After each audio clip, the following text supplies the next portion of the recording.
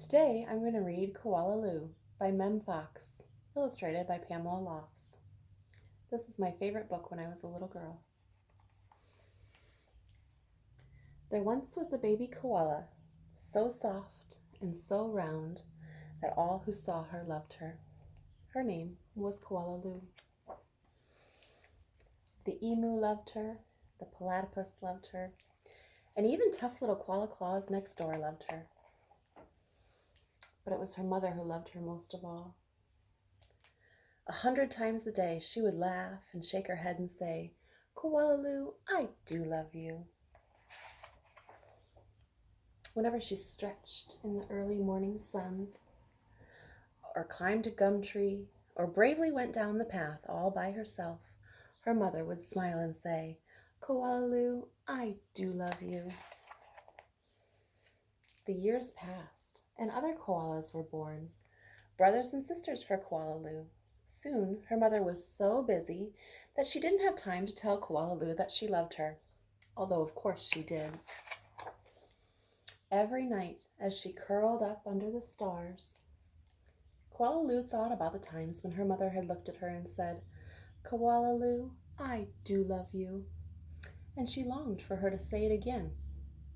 One night, Koala Lou had a splendid idea. Preparations had begun for the Bush Olympics, and she would enter the Olympics.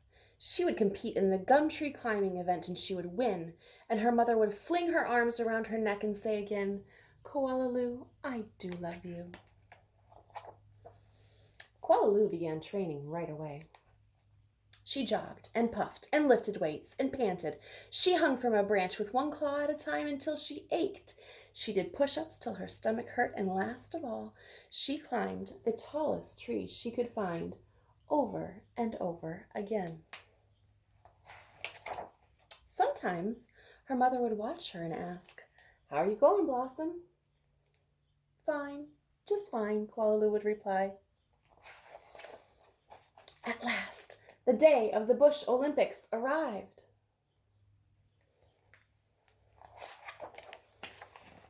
Koala Claus had also entered the gum tree climbing event, and everyone knew how fast she was. But Koala Lou wasn't scared. She saw her mother in the crowd and imagined her saying again, "Koala Lou, I do love you," and her heart filled with hope.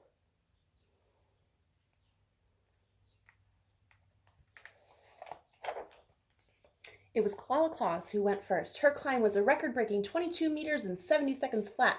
The spectators whistled and cheered and wildly waved their party hats.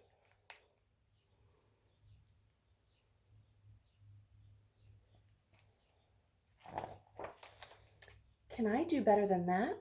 wondered Koala Lou. "I must." And as she stepped towards the tree, a hush fell over the crowd. "On your mark," said the kookaburra. "Get set. Go!" Koala Lou leapt up onto the tree. Up and up and up she climbed, higher and higher and higher, faster and faster, until there she was, right at the very top, and the spectators roared and clapped and stamped their feet. But she wasn't fast enough.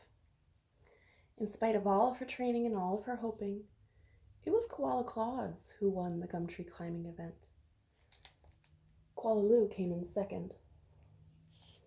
So Koala Lou went off and hid. She heard the shouts of the Bush Olympics. She cried her heart out.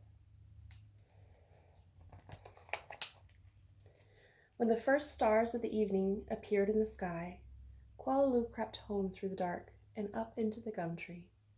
Her mother was waiting for her. Before she could say a word, her mother flung her arms around her neck and said, "Koala Lou, I do love you. I always have, and I always will." And she hugged her for a very long time. The end. I hope you liked that book as much as I did when I was a little girl. There's the kookaburra. Thanks for reading with me today.